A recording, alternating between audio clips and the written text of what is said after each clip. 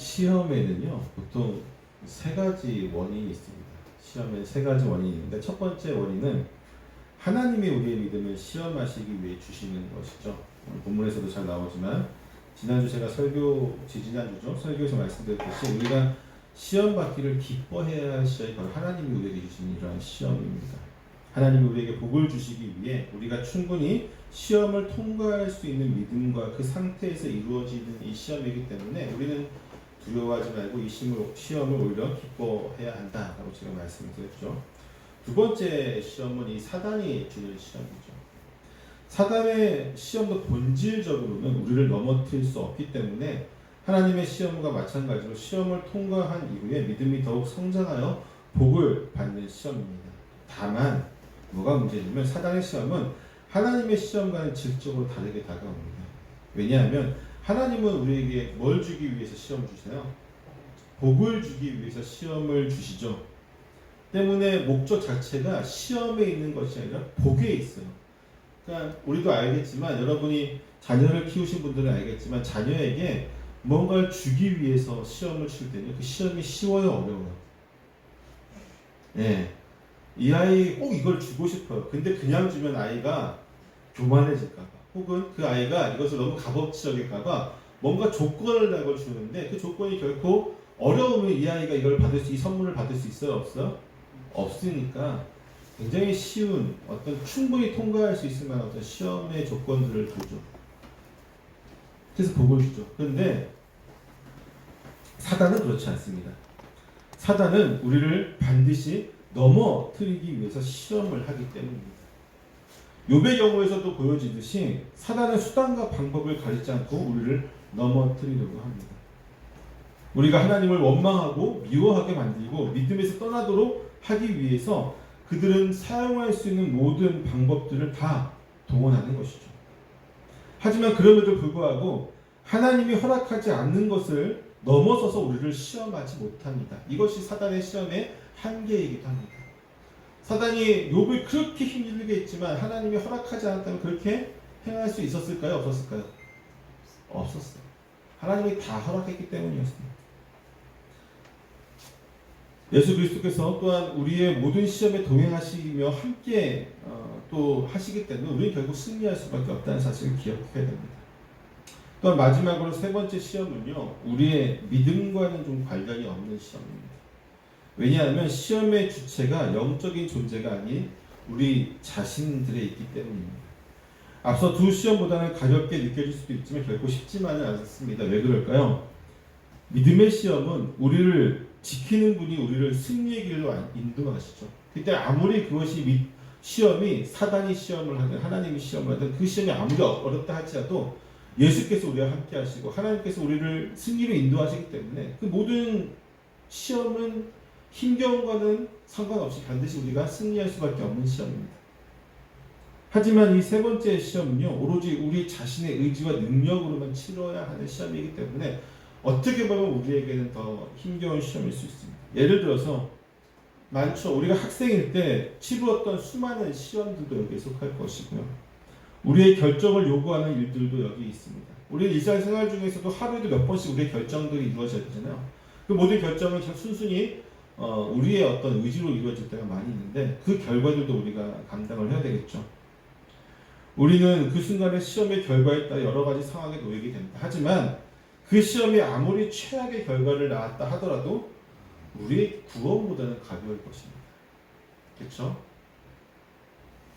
이러한 세 가지 시험의 원인이 있지만 그 시험을 오로지 이겨내야 하는 것은 시험의 당사자입니다. 시험의 원인과 상관없이 시험의 당사자는 다 힘들어요, 사실.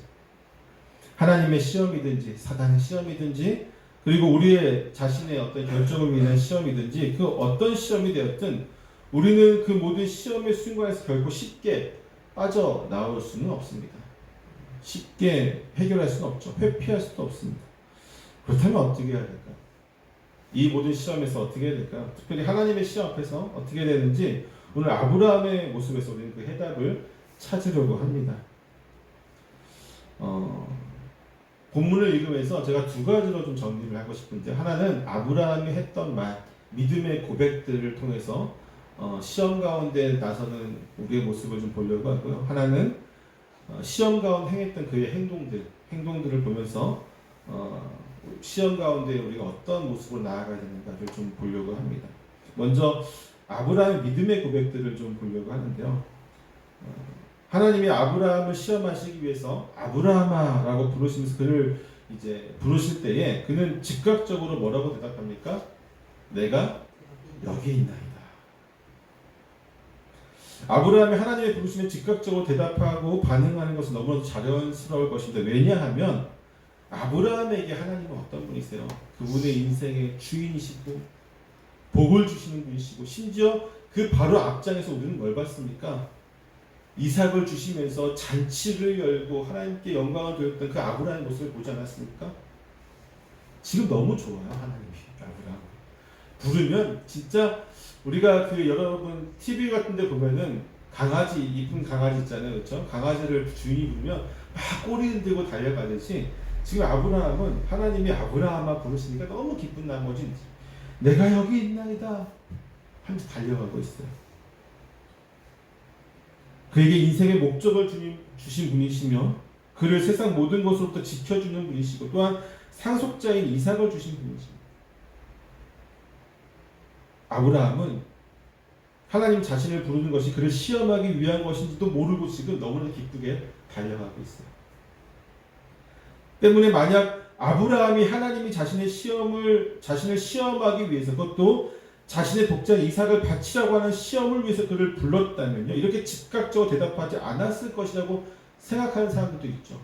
만약에 아브라함이 하나님의 그를 시험하고 심지어 독자 이삭을 그에게 바치라고 하는 것을 아브라함이 미리 알았다면 과연 아브라함이 내가 여기 있나 하면서 달려갔을까? 여러분 어떠세요? 그랬을까요?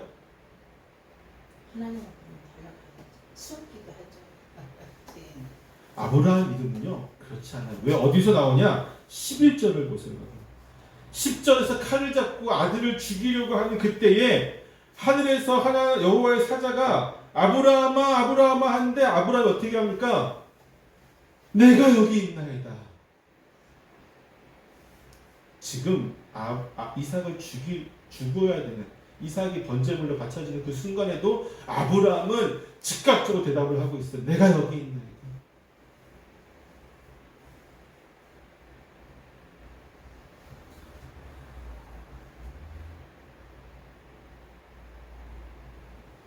왜냐하면요, 아브라함에게 하나님은 선하신 분이기 때문에. 아브라함에게 하나님은 선하신 분이세요. 언제나 선하신 분이십니다. 심지어 지금 이삭을 죽이려고 하는 그때에도 하나님은 선하신 분이십니다. 비록 그것이 그를 시험하는 것이며 그를 괴롭게 하는 선택을 강요하는 것일지라 할지라도 그는 하나님의 선하신 분을 믿어요. 그를 해롭히는 하나님이라고 절대 믿지 않는 거죠. 하나님은 절대로 나를 괴롭게 하실 분이 아니다. 절대로 나를 해하실 분이 아니다. 나를 고통의 구렁텅이로 몰아넣을 분이 아니다. 내가 믿는 하나님은 그런 믿음이 있었기 때문에 어느 순간에 어느 상황에 어느 곳에서 그를 부를지라도 아브라함은 내가 여기 있나이다 하면서 즉각적으로 하나님께 달려갈 수 있는 것이죠. 그가 어떻게 하나님의 부르심 앞에 즉각적으로 대답하지 않을 수 있겠습니까? 주님 내가 여기 있나? 라고 하는 고백은요, 그리스도인으로서 우리의 모습이 되어야만 합니다. 하나님의 부르심이 무엇이든지 그 무엇이 되었든지 우리는 그분의 선하심과 그분이 우리에게 복을 주시는 이심을 믿고 그분의 부르심에 즉각적으로 반응해야 됩니다. 아멘으로 화답해야 됩니다. 우리의 참된 믿음이 바로 거기에 있습니다. 우리의 어떤 상황이든지. 사실 우리 인생을 살다 보면은 괴로울 때도 많이 있잖아요. 괴로울 때 그런 분들이 있어요. 왜 요즘에 예배를 안 나오십니까? 왜 교회에 잘 안 나오십니까? 요즘 심적으로 괴로운 일들이 있습니다. 왜 모르겠어요. 우리가 인생을 살아갈 때 괴로운 일이 한두 번 있겠습니까? 그런데 그럼에도 불구하고 나오는 게 신앙이에요. 왜? 인생의 괴로움과는 상관없이 하나님은 나에게 복 주시는 시고 나에게 선하신 분이심을 우리가 믿는다면 지금 내 상황이 어떠할지라도 예배 가운데 나와야죠. 하나님을 만나기 위해 나와야 되죠. 하나님을 만나는 그것이 내 상황보다 더 중요한 것이 되었죠. 아브라함처럼 말입니다. 이해가 됐어요, 여러분? 이런 아브라함의 믿음을 온전히 볼 수 있는 말이 본문에서 두 번 등장을 합니다. 한 번은 그의 하인들에게 하는 말에서 그의 믿음의 고백을 엿볼 수 있고요. 또 다른 하나는 그가 이삭에게 한 말에서 확인을 할 수 있습니다. 먼저 그가 하나님이 그를 시험하기 위해서 모리아 산에서 이삭을 번제로 드리라는 말을 듣고 이삭과 두 종을 데리고 모리아 산으로 가다가 제3일이 되는 날에 하나님이 지시하신 그 산이 멀리 보이게 됩니다. 그곳에서 그는 이 두 종에게 그와 함께 3일 동안 걸어왔던 이 두 종들에게 이렇게 얘기를 합니다. 5절 말씀 같이 한번 읽어볼까요? 5절 말씀 시작.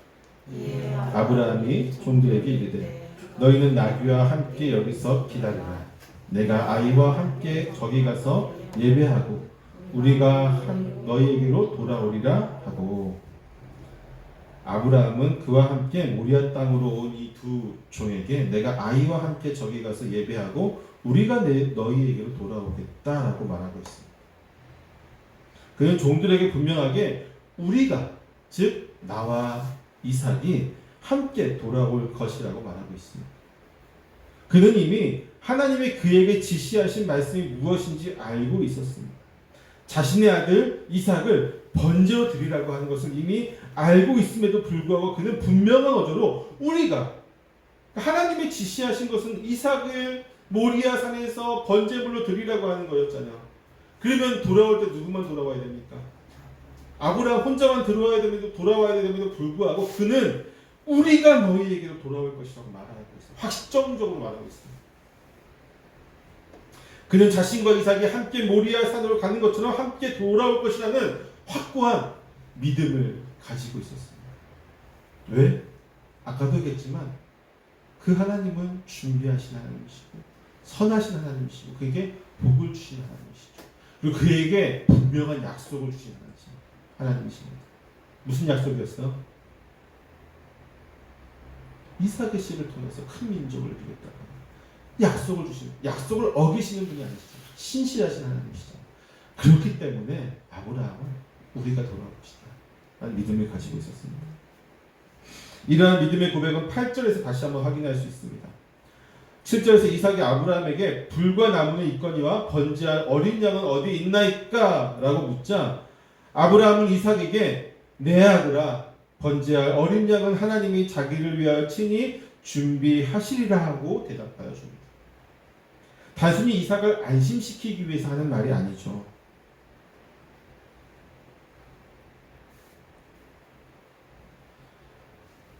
그가 정말로 그렇게 믿었기 때문에 이러한 답을 할 수 있는 것입니다. 단순히 내 어린 아들, 그 아들을 안심시키기 위해서 거짓말하는 게 아니에요. 그는 정말로 이렇게 믿고 있었습니다. 때문에 이런 답을 할 수 있는 것이죠. 아브라함이 경험하고 아브라함이 믿는 하나님은 바로 이렇게 준비하신 하나님이셨다는 거예요. 아브라함이 여호와 이래 하나님이 준비하신다고 하는 고백은요. 14절에서 하는 고백이지만 이미 이 8절에서 나오고 있어요. 하나님이 준비하실 것이다. 이 8절에서부터 여호와 이레라고 하는 하나님에 대한 그의 믿음의 고백이 이미 그의 심중에 있는 것을 우리는 확인할 수 있습니다.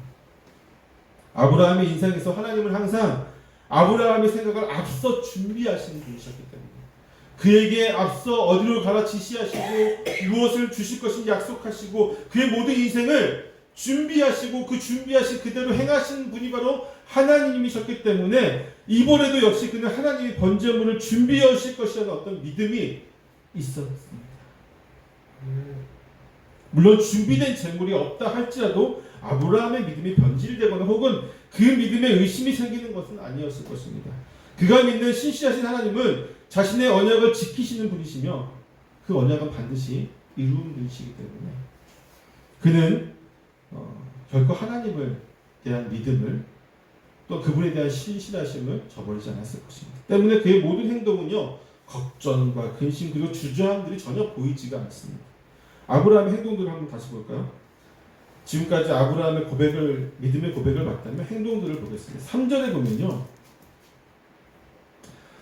먼저 전날에 하나님으로부터 이삭을 번제로 바치라는 명령을 들은 그는요. 3절에서 뭐라고 나와요? 아침 일찍 일어났어요. 아침 일찍 일어나서 하나님이 지시하신 모리아 땅으로 떠날 준비를 합니다. 그는 나귀의 안장을 지우고 두 종과 이삭을 데리고 번제에 쓸 나무를 쪼갠 후에 모리아 땅으로 떠나게 됩니다. 그의 이러한 행동은요, 행동 그 어디에도 걱정이라는 것, 근심이라는 것, 슬픔이라는 것, 어떤 그런 감정들이 보여지지 않습니다. 전날 하나님이 그에게 하신 말씀은 인간적으로 생각할 때 끔찍한 말씀이었습니다. 사랑하는 독자, 지금 이 아들 때문에 얼마나 기뻐요, 아브라함이. 아브라함이 아마 매일의 어떤 하루의 일과 중에 기쁨의 거의 90%, 99%는 아마 이 아들 때문에 얻는 거일 거예요. 그렇죠? 그 아들을 번제물로 바치라고 하는 하나님의 명령이 얼마나 끔찍한 말씀이었습니까? 만약 우리에게 이러한 명령이 하였다고 한다면요. 여러분 어떨 것 같아요? 여러분에게 그런 명령이 있다면. 이거만은 안 돼요. 네, 그렇죠. 저도 못해요. 소위 극단적인 어떤 이단에 빠진 사람들을 제외하고는 절대로 우리는 아브라함처럼 행동할 수 없습니다. 이런 행동을 하는 사람들은 우리가 보통 맹신 혹은 광신자들이라고 부르죠. 광신자들이다. 아브라함 행동에 그 어떤 불안함도 없었던 것은요. 그가 앞서 고백했던 것처럼 하나님이 준비하실 것을 믿고 있었기 때문입니다. 만약 그러한 믿음이 없었다면 그는 결코 이렇게 아침 일찍 일어나 준비하는 모습을 보일 수 없었을 것입니다. 근데 여러분 잘 생각해보세요. 아브라함의 이런 행동 하나만을 보게 되면요. 그가 이것뿐만 아니라 여러 가지가 있죠. 그 다음에 뒤에서도 보이겠지만 이삭을 죽이려고까지 하잖아요. 그런 모든 행동들을 하나 보면요. 그가 진짜 믿음이 조금 미혹된 광신적인 어떤 광적인 믿음인지를 구분하기 쉽지 않죠. 우리는 성경 말씀을 보니까 알겠지만 아마 아브라함 당시의 사람들이 그걸 알았다면 저건 완전히 저 사람 미쳤구나. 하나님이라는 것한테 미쳤구나. 광신자다. 뭐 이렇게 하지 않았겠습니까? 여러분 우리가 참 믿음과 광신은요 구분하기 쉽지 않아요. 일반인의 입장에서 볼 때. 예를 들어서 순교하는 입장에서요. 나는 참 믿음으로 순교할 수 있다고 보지만 제3자의 입장에서는 저 광신이야라고 할 수도 있는 부분도 분명히 있어요. 그렇지 않겠습니까? 특히나 믿지 않는 사람들 입장에서는요. 되게 광신처럼 보입니다. 근데 여러분 광신과 참 믿음에 분명한 차이가 있어요. 예를 들어서요. 여호와의 증인 얘기를 좀 잠깐 할까요? 이 주문인 땅에 여호와의 증인이 참 많이 있는데 2018년에 이제 7월 24일 국민일보에 나왔던 내용인데요. 내용이 이렇습니다. 2010년 서울 S병원에서 생후 50여일 된 영아가 수혈을 받지 못해서 사망한 사건이 발생했다라고 얘기를 합니다. 당시 부모들은 자신들의 종교적 신념을 내세워서 수혈을 거부했고 병원은 아이의 생명을 구하기 위해서 진료 업무 방해 금지 가처분 신청까지 제출을 하게 됩니다. 또 2011년에도 똑같이 이 S병원에서는 여호와의 증인 신도들을 상대로 수혈 방해 금지 가처분 신청을 했죠. 수혈을 해야지 사는데 그걸 못하게 하니까 이 사람들이 내가 수혈하는 것을 의사가 수혈하는 것을 방해하지 않도록 법원에서 막아주십시오라고 하는 가처분 신청을 법원에다가 병원에서 의사가 제출을 한 겁니다.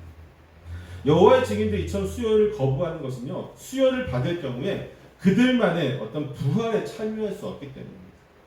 수혈을 받은 사람은 자기 피가 아니고 다른 사람의 피를 수혈받으면 부활을 못한다고 가르쳐요. 왜 그럴까? 하나님이 참 그래요. 다른 주인의 피가 들어왔어요. 네. 때문에 수혈을 받은 신자들은요. 여호와의 증인 신자들은 출교를 당합니다. 여호와의 증인 교회에서 쫓겨납니다. 그래서 신도들은 수혈 거부증을 항상 소지하고 다녀요. 병원에 입원하기 전에 전 수혈을 받지 않겠다는 각서까지 씁니다. 여호와의 증인 관계자는 이렇게 얘기합니다. 신도들은 무수혈로 치료받겠다는 의료 지침서, 의료 위임장을 늘 소지하고 다니고 만약 수혈을 해서 피를 멀리하라는 성서의 원칙을 어겼다면 출교 처분을 받는다라고 설명을 하고 있고, 이어서 수술 때 꼭 수혈을 해야만 하는 법은 없다. 검증된 무수혈 대체 요법도 얼마든지 있다라고 반박을 하고 있어요. 여러분, 우리가 보기에는 이들의 행동이 수혈을 받지 않아서 내 자녀를 죽게 만든다. 스스로도 수혈을 받지 않아서 죽는다. 우리가 보기에는 이러한 그들의 행동이요, 이단의 잘못된 교리에 미혹된 광적인 미신, 어떤 광적인 신앙의 모습을 보이지만 여호와의 증인에 소속된 사람들에게는 이것이 믿음을 지키는 것이라고 생각을 합니다. 그렇지 않아요? 여호와의 증인들 입장에서는 자기는 믿음을 지키는 거예요. 참 신앙을 자기는 가졌다. 너희들은 가짜 신앙이고 나는 참 신앙을 가졌다는 거죠. 이들은 아마도 아브라함이 이삭을 바치는 행위처럼 자신들의 행위도 믿음의 행위라고 분명히 생각을 할 겁니다. 하지만 광신과 이 광적인 잘못된 신앙과 참 믿음은요, 몇 가지 구별할 수 있는 모습이 있긴 있어요. 뭐냐? 하나 봅시다. 아브라함은 사람들에게 하나님의 명령에 대해서 말하지 않았습니다. 아브라함이 누군가에게 얘기했어요? 그 누구에게도 얘기하지 않았습니다. 사라에게도 얘기하지 않았어요. 그의 아들 이삭은 물론 함께 동행했던 두 종 그리고 아내를 비롯한 모든 사람에게 하나님이 자신에게 하신 말씀 뭡니까? 아들을 번제물로 바치라고 이 말씀을 절대로 하지 않습니다. 왜일까요? 아브라함은 비록 자신은 하나님이 준비하실 것이라고 하는 믿음이 있었지만, 그런 믿음을 가지고 있었지만 때문에 그는 어떻게 했어요? 평온히 했죠. 마음이 안심하고 있었지만 다른 사람들은 그러한 믿음이 없기 때문에 크게 걱정하고 근심하게 될 것을 알고 있었죠. 심지어 자기를 말렸을 겁니다. 때문에 그는 하나님의 말씀에 대해서 말하지 않았고 모리아 산으로 가는 중에도 그 목적을 정확하게 얘기하죠. 그냥 예배하러 간다라고만 얘기했죠. 예배하러 간다. 그는 그저 하나님이 준비하실 것을 믿고 묵묵히 말씀대로 행하기만 했습니다. 하지만 여러분, 이단들을 보면요, 혹은 광적인 신자들을 보게 되면요, 자신이 행하는 이런 어떤 비이성적이고 비합리적인 일들을 되게 자랑스럽게 여깁니다. 그들의 신앙을 지키기 위해서 반사회적이고 어떻게 비이성적이고 비합리적인 이런 행동들을 하면서 사람들에게 적극적으로 알려요. 오히려 우리는 그런 믿음을 가지고 있다 라고 알리죠. 자신들의 행동을 부끄러워하지 않고 자랑스럽게 여기는 것을 보게 됩니다. 여러분, 아브라함은 그렇지 않았어요. 아브라함은 그렇지 않습니다. 오히려 지금 숨기고 있어요. 숨기고 있어요. 그가 왜 숨겼을까요? 그가 자신의 믿음에 대한 확신이 없었기 때문입니까? 아니에요. 그는 확신하고 있었습니다. 이삭이 죽지 않을 거라는 확신이 있었어요. 그럼에도 불구하고 왜 얘기를 안 했습니까? 그는 그 행동은 그가 얼마나 하나님을 온전히 믿고 있는지 분명히 보여줍니다. 그럼에도 그가 사람들에게 말하지 않는 것은요, 그에게 이삭을 바치라는 하나님의 명령이 어떻게 적용될지를 분명히 알고 있었기 때문이에요. 어떻게 적용됩니까? 그가 이 얘기를 하면 어떻게 됐을까요? 이게 두 번째 이유인데요. 더 큰 신문이지. 관계들이 다 단절됩니다. 이단의 특징이 바로 여기 있어요. 이단들은 자신들의 비이성적이고 비합리적이고 반사회적인 그들의 이상한 교리를 행하면서 자랑스럽게 떠버리고 다니는데, 그랬을 때에 사람들은 그들을 어떻게 평가합니까? 황신으로 평가하죠. 가까운 가족은 물론이고 친구들, 내 근처의 모든 사람들이 결국은 떠나가게 됩니다. 심지어 떠나가지 않는다 할지라도 본인들이 그들을 막아요. 내 가족과 단절시켜. 모든 관계가 단절됩니다. 아브라함이 우려했던 것도 이런 부분이에요. 사라가 어떻게 했을 것 같아요, 여러분? 상상이 가십니까?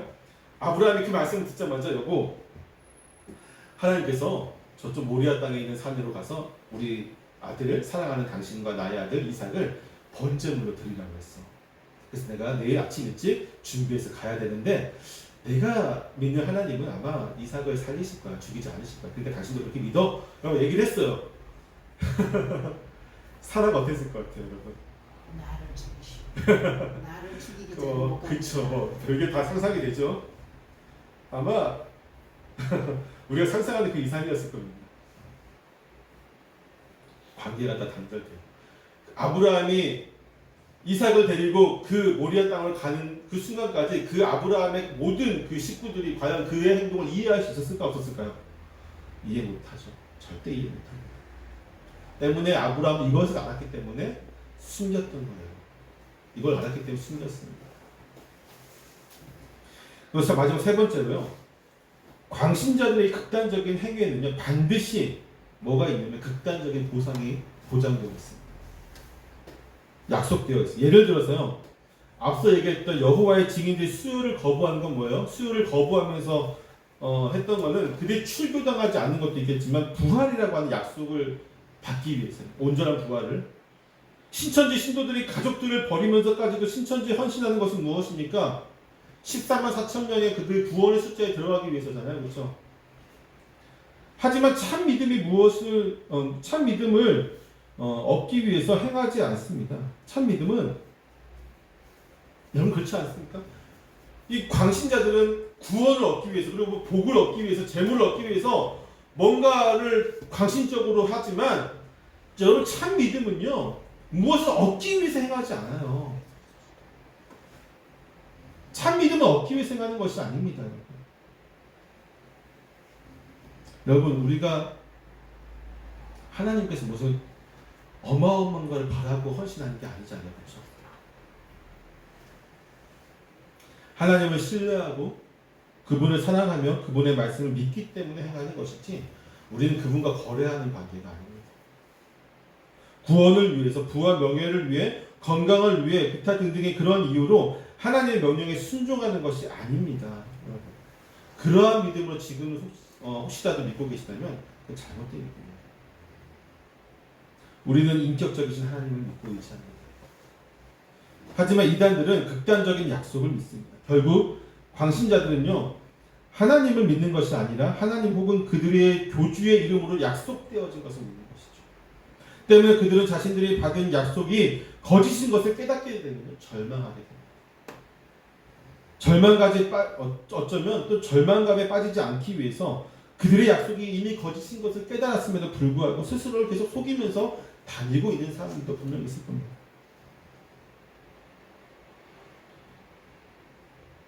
아브라함의 행동이랑 광신양품이 다른 거예요. 참 믿음과 광신을 구분할 수 있어요. 아브라함 또 다른 행동을 한번 보겠습니다. 9절 10절 같이 한번 읽어보겠습니다. 시작. 하나님이 그에게 일러주신 곳에 이른지라 이에 아브라함이 그곳에 제단을 쌓고 나무를 버려놓고 그의 아들 이삭을 결박하여 제단 나무 위에 놓고 손을 내밀어 칼을 잡고 그 아들을 잡으려 하니 아브라함이 모리아 산에 도착했을 때 그의 생각처럼 번제물이 미리 준비되어 있었어요? 없었어요? 없었어요. 발견하지 못했습니다. 아마도 이때만큼은 제 생각이긴 하지만 아브라함도 조금 당황하지 않았을까 생각이 들어요. 하지만 아브라함은 묵묵히 그가 행해야 할 일들을 진행해 나갑니다. 그는 하나님이 일러주신 곳에 도착해서 아들과 함께 제단을 쌓고 그 위에 가지고 왔던 나무들을 벌려놓습니다. 그리고 바로 이삭을 결박하여 제단 위에 벌려놓은 그 나무 위에 눕혀놓습니다. 그리고 이제 진짜로 이삭을 번제물로 드리기 위해 손을 내밀어 칼을 잡았습니다.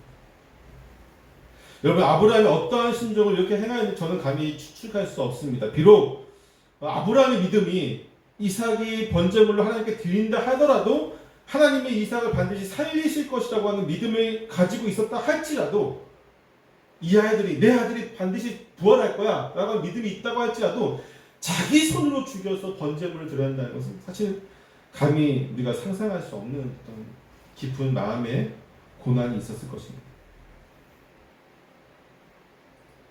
청소년기에 왕성한 아들이 제 아들이 15살이거든요. 지금 딱 이삭의 나이죠. 15살의 이 왕성한 아들이 110세가 훨씬 넘은 이 노인 아버지에게 반항하지 않고 아버지가 하는 대로 그대로 묶여서 결박당하고 제단 위에 그대로 누운 것은 어쩌면 이러한 아버지의 마음의 고통을 그가 너무 잘 알고 있었기 때문 아닌가라는 생각이 되어집니다.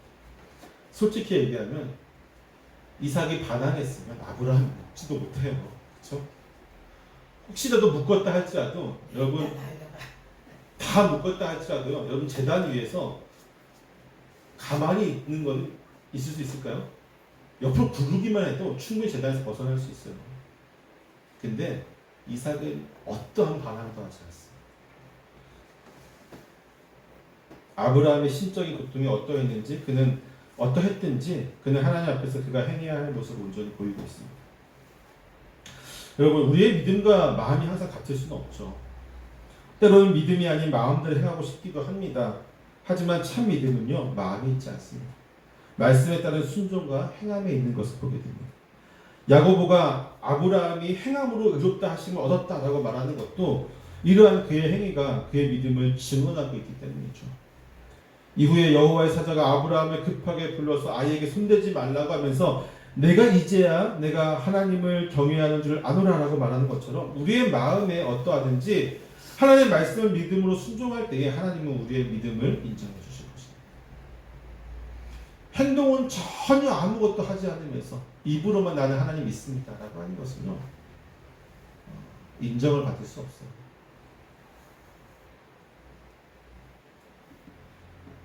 그제 아브라함은 숯불에 걸쳐있는 순양을 발견하게 됩니다. 그가 처음으로 기대했던 것이지만 그가 하나님 앞에서 이삭을 번제로 드리는 행위를 하기 전에는 볼 수 없었던 그 순양을 발견하게 됩니다. 이제 그는 하나님이 준비하신 순양을 발견하고 그 순양을 가져와 아들을 대신해서 번제를 드리게 됩니다. 그의 믿음이 온전하게 이루어졌습니다. 그리고 하나님 앞에 그가 이렇게 고백을 하죠. 14절 같이 한번 읽어볼까요? 14절 시작. 아브라함이 그 땅 이름을 여호와 이레라 하였으므로 오늘날까지 사람들이 이르기를 여호와의 산에서 준비되리라 하더라. 아브라함이 믿었던 그대로 됐습니다. 히브리서 기자는요, 본문에 대해서 이렇게 해석을 하고 있어요. 히브리서 11장 17절에서 19절을 제가 한번 읽어드립니다. 아브라함은 시험을 받을 때에 믿음으로 이삭을 드렸으니 그는 약속들을 받은 자로 돼 그 외아들을 드렸느니라. 그에게 이미 말씀하시기를 내 자손이라 칭할 자는 이삭으로 말미암으리라 하셨으니 그가 하나님이 능히 이삭을 죽은 자 가운데서 다시 살리실 줄로 생각한지라. 비유컨대 그를 죽은 자 가운데서 도로 받은 것이니라. 히브리서 기자는요, 이 당시에 아브라함에 대해서 그는 반드시 내 아들을 살릴 것이다. 하나님께서 내 아들을 죽은 가운데 살리실 것이다. 그런 믿음으로 그가 이렇게 행하였다라고 해석을 하고 있습니다. 여러분, 이제 말씀을 마칩니다. 아브라함의 행함만, 그의 믿음의 고백은요, 감히 사실은 우리와 비교할 수 없는 대단한 믿음과 대단한 행위죠. 사실 우리가 그 앞에서 12장에서부터 쭉 오면서 믿음의 조상이라고 불릴 만한 아브라함의 모습을 참 많이 못 봤어요. 그렇죠? 그렇지만 그 결정판이 바로 여기서 드러납니다. 아브라함이 그 믿음을 보고 하나님께서 의로 삼으셨다라고 했던 창세기 15장의 말씀이 즉 행위로 결정적으로 인정이 되어지는 거죠. 믿음을 의로 삼으신 그분이 행위를 통해서 그것을 인정해 주시는 장면이 되는 것입니다. 우리 역시 마찬가지입니다. 하나님은 우리의 믿음으로 의를 삼으십니다. 그래서 우리가 이 자리에 있는 것이죠. 그러나 결국 행위로 구원받는 것은 아니지만, 즉 믿음으로 의롭게 되어서 우리가 구원받는 것이지만, 우리가 하나님께 인정받는 것은, 우리의 믿음이 인정받는 것은 결국 행위를 통해서라는 사실을 기억해야 됩니다. 다시 한번 얘기하지만 행위로 구원받는 게 아니에요. 우리가 무슨 행위를 하든지 우리의 구원은 이미 믿음 안에서 결정이 되어졌습니다. 그리고 믿음 이전에 이미 하나님의 선택 가운데 결정이 되어졌습니다. 그러나 우리의 어떤 자격, 복을 받을 자격, 그리고 하나님의 백성으로서 하나님 앞에 온전하게 나아가는 어떤 우리의 모습과 자격은요, 결국 우리의 행위 가운데서 인정받아야만 하는 부분이 있어요. 그것이 사람에게 인정받는 부분도 있겠지만 궁극적으로는 하나님 앞에 인정받아야만 합니다. 여러분, 하나님 앞에 부끄럽지 않은 저와 여러분 되시길 축원합니다. 아브라함의 그 믿음처럼 살 수는 없다 할지라도 우리가 안에 있는 하나님, 그 하나님 어떤 분이신지 분명히 믿고 그 하나님에 대한 믿음대로 행해야 돼요. 준비하신 하나님, 선하신 하나님, 그것을 믿고 아브라함이 이렇게까지 행했던 것처럼 우리 역시도 믿음대로 행해야 돼요. 믿음은 믿음이고 내 행위는 따로 있는 것이 아니라 믿음대로 행할 때 하나님이 우리의 믿음을 인정해 주실 것입니다. 기도하겠습니다.